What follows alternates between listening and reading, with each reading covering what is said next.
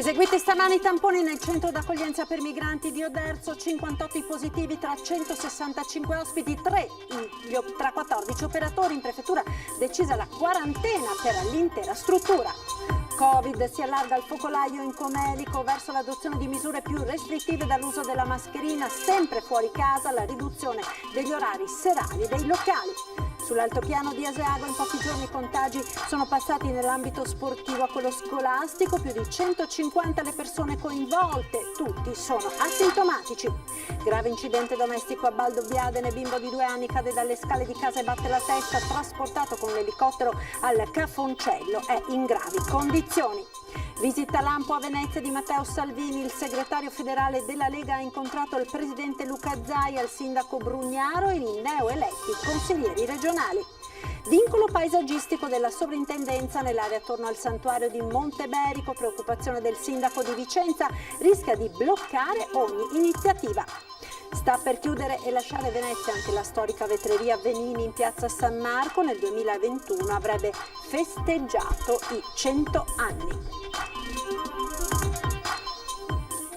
Buonasera, ben ritrovati con l'edizione del Veneto dei nostri telegiornali. In primo piano ancora il Covid nel Veneto. Parliamo del nuovo focolaio all'ex caserma Zanusso di Oderzo, perché questa mattina sono stati eseguiti i tamponi sui migranti dopo la scoperta di 5 positività. Vediamo.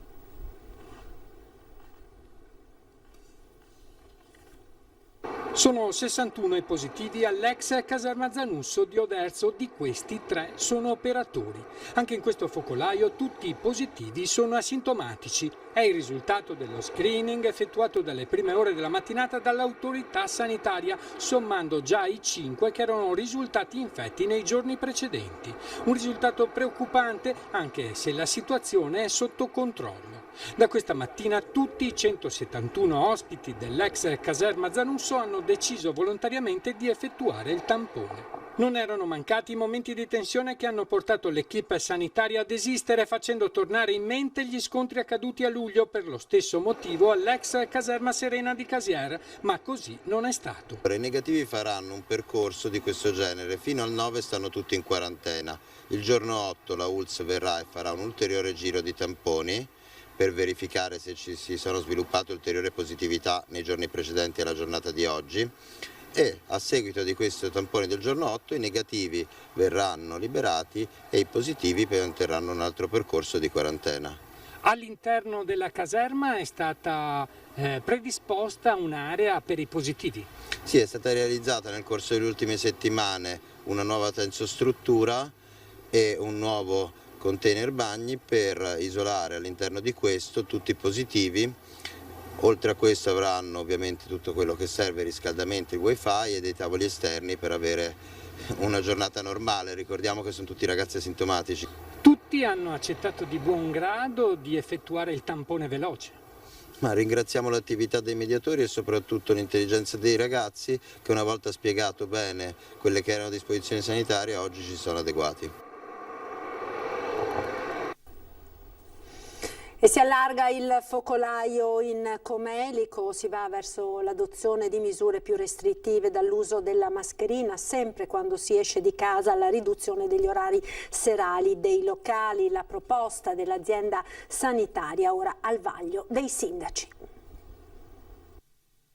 34 positivi a San Pietro di Cadore, 23 a Santo Stefano e 12 a Comelico Superiore. Si allarga il focolaio che sta preoccupando l'Alto Bellunese, tanto che è in programma un giro di vite sulle misure per limitare i contagi, come già sta avvenendo in altre zone d'Italia. Abbiamo parlato ieri con la direzione regionale prevenzione, le ipotesi sono appunto ridurre la possibilità di assembramento, quindi una chiusura anticipata dei locali pubblici, e l'utilizzo stabile della mascherina fuori di casa. Mascherina dunque sempre indossata quando si esce di casa e limitazione delle occasioni di assembramento nei locali pubblici per arginare il contagio in Comelico. Stiamo verificando i dettagli di queste proposte, ci confronteremo con le amministrazioni comunali, il prefetto ne sarà informato, la direzione regionale prevenzione è informata, non stiamo parlando di provvedimenti pesanti, stiamo parlando di provvedimenti leggeri, compatibili con il territorio, ma probabilmente molto utili per chiudere questo focolaio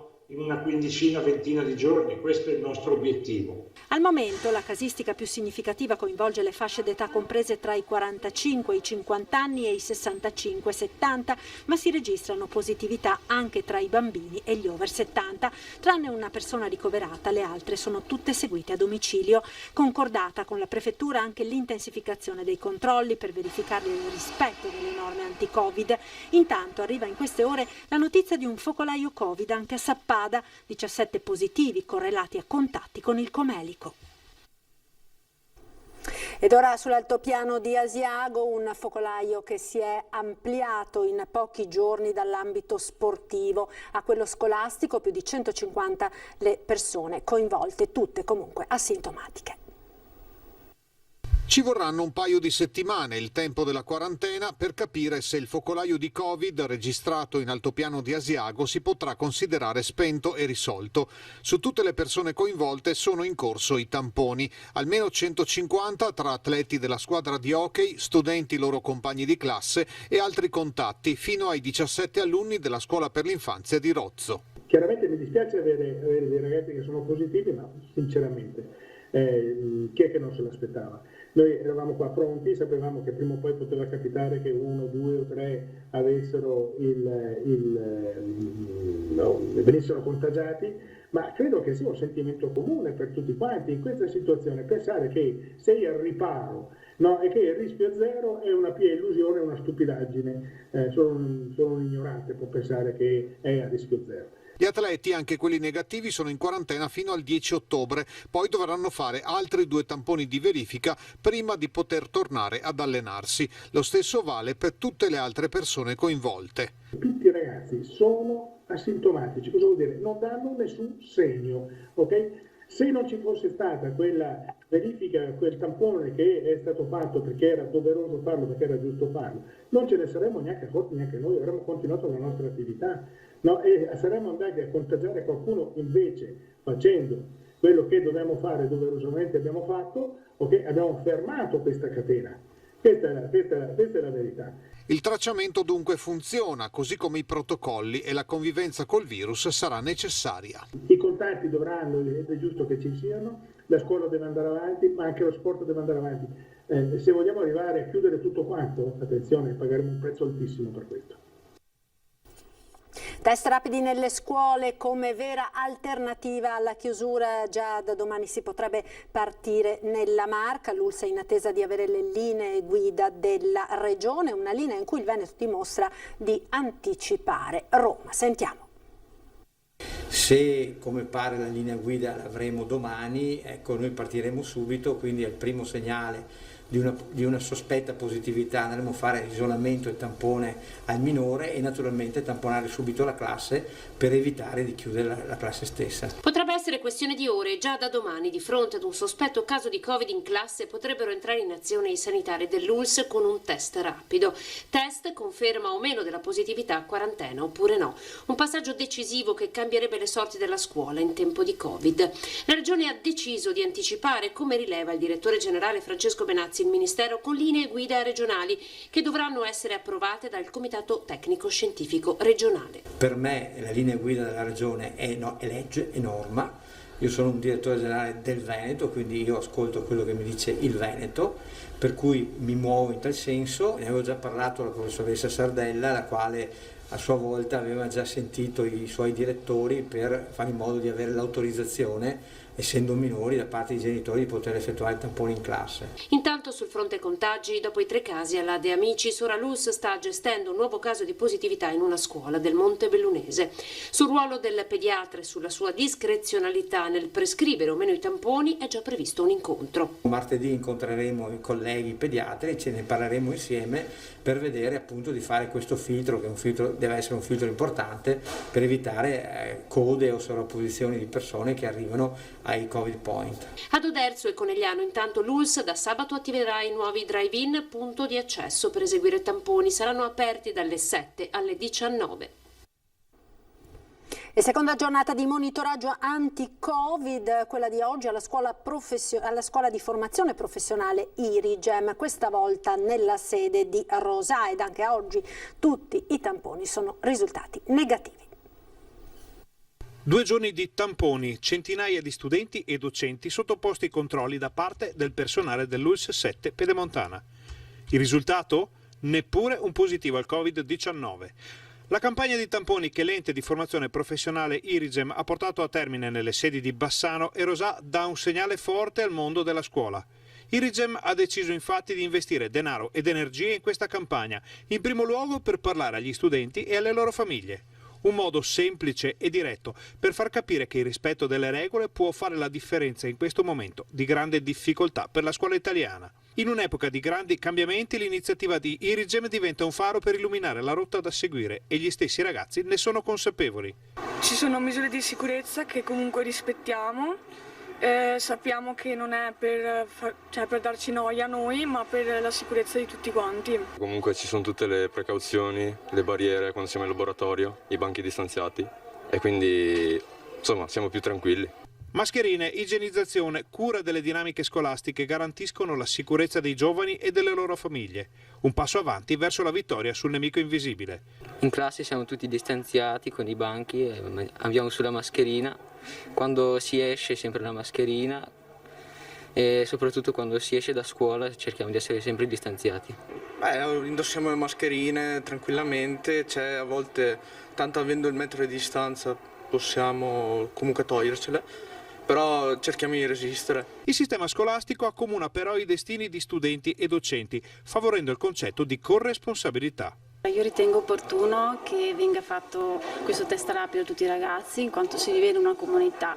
Ogni ragazzo vive all'interno della famiglia, per cui è bene capire la propria situazione e lo stato di salute, benessere proprio e benessere di tutti quanti. È un'iniziativa importantissima per proteggere sia gli studenti, sia i genitori che l'intera comunità. Alla fine della campagna di tamponi tutti gli studenti e i docenti sono risultati negativi al coronavirus, un risultato che anticipa le scelte che la scuola pubblica dovrà fare nei prossimi giorni, confermando l'ente di formazione professionale Irigem come punto di riferimento nazionale per la gestione scolastica dell'emergenza coronavirus. Ed ora misure anti-Covid, il Comune di Padova intensifica i controlli per verificare appunto che vengano rispettate sia l'obbligo di mascherina dopo le 18 sia quello di indossarla sui mezzi pubblici. Vediamo.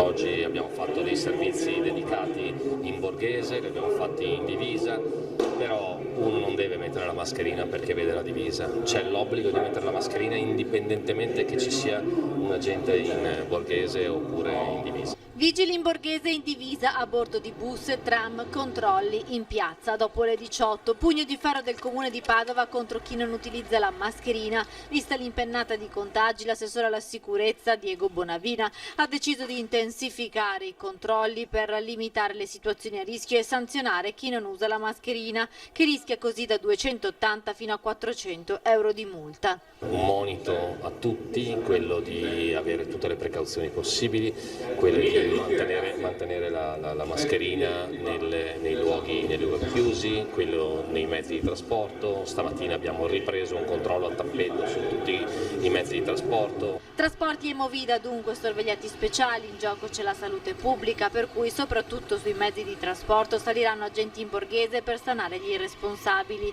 Controlli anche nelle piazze del centro, in particolare tra Piazza dei Signori e Piazza Duomo, dove in estate ci sono state alcune risse tra stranieri e aggressioni, come nel caso del giovane imprenditore malmenato per una sigaretta. L'assessore alla sicurezza insieme alla polizia locale inoltre ha iniziato oggi sopralluoghi nei quartieri, prima tappa all'Arcella con una visita al mercato rionale per ascoltare le esigenze dei residenti. Settimana prossima invece toccherà alla Guizza.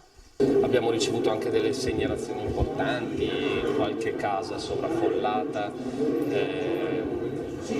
piccolo spaccio, delle situazioni che possono andare dai marciapiedi dissestati all'erba da sfalciare. Sono tutte piccole cose che ovviamente faccio tesoro, si fa la relazione. Una volta finito la visita nel quartiere faccio la relazione a chi di dovere e ovviamente cercheremo di intervenire. Dramma Bigolino di Valdobbiadene per un bimbo di soli 2 anni caduto da una rampa di scale nella sua abitazione. Il piccolo è ruzzolato per una decina di scalini ed ha battuto la testa. Immediata la chiamata al 118, da Treviso si è levato in volo l'elicottero. Il piccolo è stato portato all'ospedale dove si trova ricoverato ora in prognosi riservata. La prima a soccorrerlo è stata la mamma, mentre i sanitari si sono soffermati a lungo sul posto per stabilizzare le sue condizioni, che sono apparse subito critiche. Il piccolo è ora in rianimazione. A Venezia ora torniamo a parlare dell'aggressione avvenuta in campo Santa Margherita. La polizia avrebbe già individuato gli aggressori. Sentiamo. Potrebbero già essere stati individuati gli aggressori del pestaggio avvenuto in campo Santa Margherita a Venezia. Grazie alle testimonianze e alle registrazioni delle telecamere di videosorveglianza della zona, la polizia infatti ha avviato immediatamente le indagini e facendosi un'idea precisa di chi possano essere i responsabili. Sono personaggi ormai noti, ha detto il questore Mascio Pinto, riferendosi anche agli episodi simili verificatisi 1 anno e mezzo fa e che avevano portato ad una serie di misure cautelari nei confronti di minorenni e maggiorenni. Sono sempre gli stessi, ha spiegato. In quella zona ci sono le telecamere, ma conosciamo i soggetti e interverremo con lo stesso metodo che 1 anno fa stroncò questi eventi. Il modus operandi è sempre lo stesso. Un gruppetto di ragazzi, tra i 16 e i 18 anni circa, che aggredisce una coppia di adulti all'esterno di un locale senza motivo, con schiaffi, pugni e calci. Poi se ne vanno. All'epoca abbiamo dato una ripulita, ha proseguito il questore. Adesso torneremo alla carica con misure restrittive di tipo personale. Ci dispiace in particolare che sia accaduto nei confronti di turisti, ma comunque anche in questo caso la scelta delle vittime è stata casuale. Il questore ha evidenziato che c'è un gruppo di lavoro per contrastare questi fenomeni, anche con un'attività intensiva di vigilanza in città. Visita lampo oggi a Venezia di Matteo Salvini. Il segretario federale della Lega ha incontrato il presidente Luca Zaia ed il sindaco Luigi Brugnaro.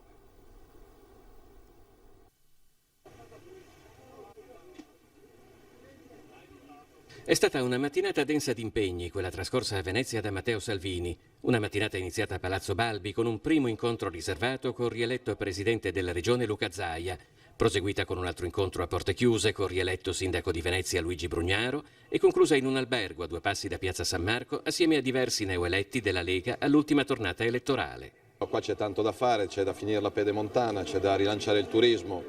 Per Venezia c'è il discorso delle navi, c'è il discorso del lavoro, dell'università, quindi sia con Zaia che con Brugnaro abbiamo parlato di lavoro, visto che è l'emergenza di questo paese, ovviamente con un ringraziamento al voto del popolo veneto, che ha pochi precedenti nella storia delle democrazie europee, perché avere in Consiglio regionale 35 leghisti su 50 è una bella cosa, e quindi vediamo di portare il modello veneto un po' ovunque.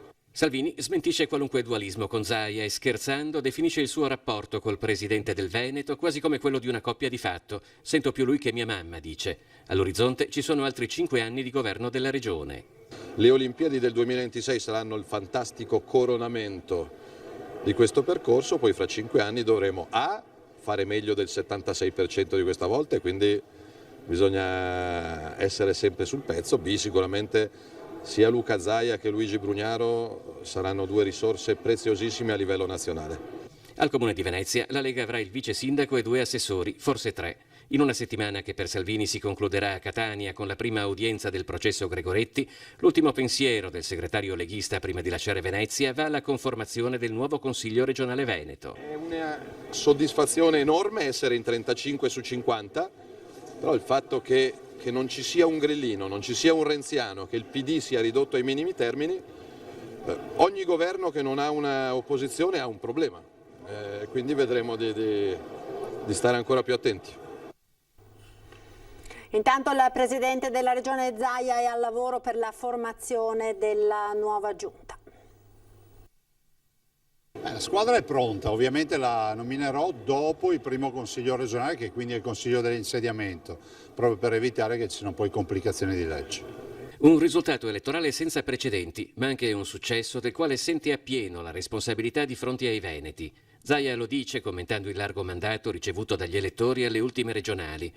Ora è impegnato nella formazione della nuova giunta, ma sui nomi che comporranno la squadra non dà ancora anticipazioni. Ma l'unica che vi posso dare è che saranno 10 assessori. Ma verranno conteggiati anche dividendo lista Zaia con Lega? Ma si figuri, assolutamente no. Farò una squadra che non tiene proprio conto di questo, anche perché lista Zaia e Lega sono sostanzialmente la stessa cosa. Ci saranno degli esterni? Sono tutti esterni perché la legge prevede che gli assessori non siano consiglieri. Con l'ultima tornata elettorale si è rafforzato l'asse tra Palazzo Balbi e Caffarsetti, Zaia e Brugnaro, Regione e Comune di Venezia. È ottimo il dialogo con Brugnaro, io resto fortemente convinto che il Comune di Venezia debba avere tutte le competenze in maniera esclusiva sulla laguna. Il Mose, la sua gestione, ma anche tutto quello che è l'ex magistrato alle acque, quindi il governo della laguna, che se fosse fatto direttamente da una struttura comunale avremmo un presidio molto più forte.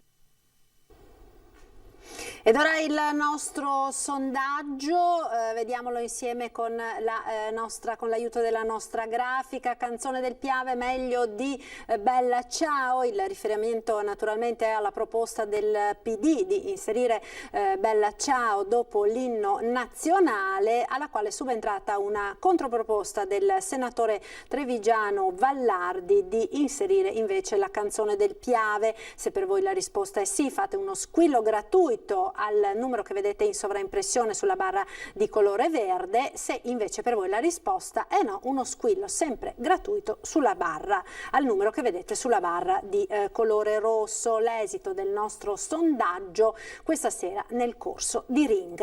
Noi ora ci fermiamo per la pubblicità. A tra poco.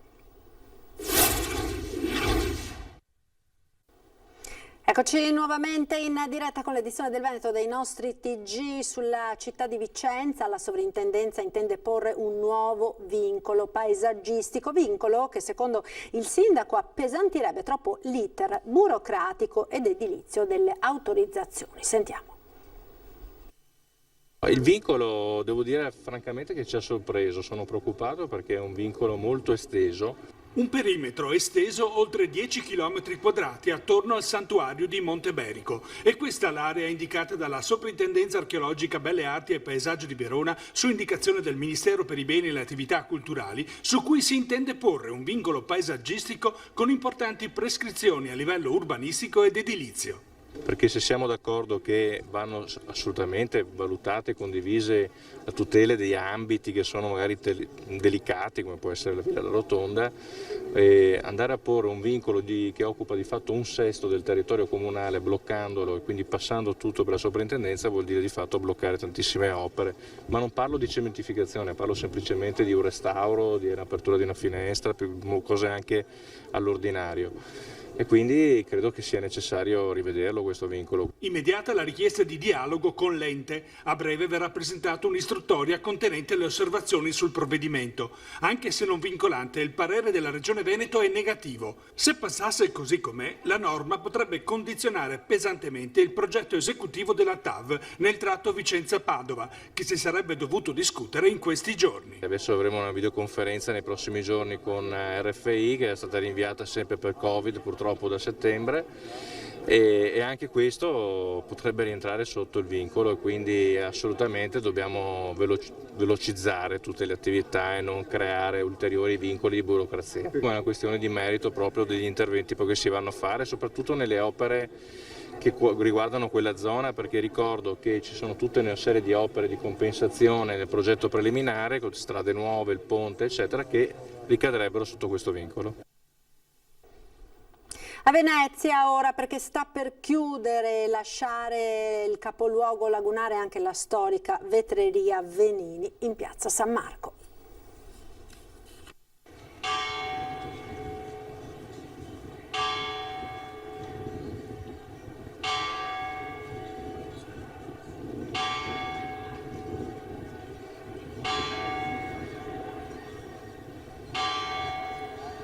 Le luci si stanno spegnendo. Gli ultimi scatoloni da imballare e qualche pezzo solitario in vetrina.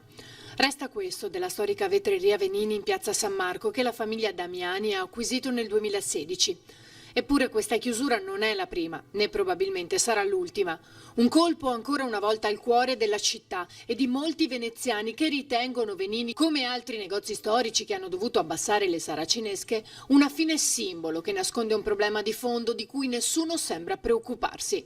Come ha in qualche modo evidenziato Claudio Vernier dell'associazione Piazza San Marco con un post su Facebook e un collage di tutte le attività della zona che hanno chiuso.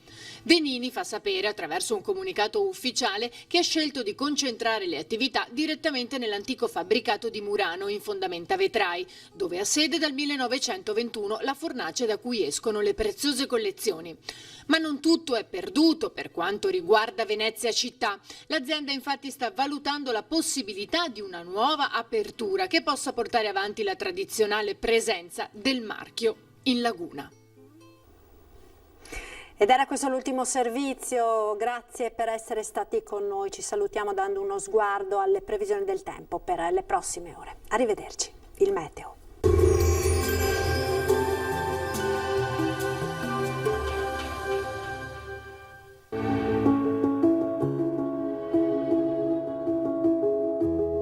Ad accogliervi sarà Conegliano. Bentrovati al meteo. Moderata alta pressione sul nostro territorio, avremo ancora una giornata tutto sommato buona. Il dettaglio di mercoledì 30 settembre. Sul Veneto l'ultimo giorno del mese sarà in compagnia di condizioni generalmente asciutte, alternanza di nuvole e rasserenamenti senza precipitazioni, con qualche nebbia nelle ore notturne sulla pianura e nelle valli.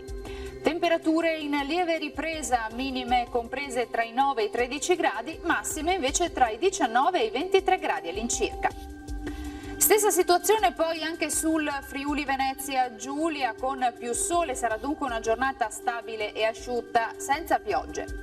Temperature minime fino a 13 gradi, massime sui 20-21 gradi.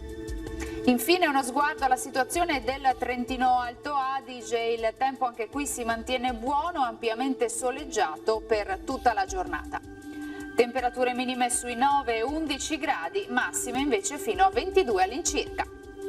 Dal meteo per ora è tutto, io vi auguro un buon proseguimento in compagnia di Antenna 3. Arrivederci.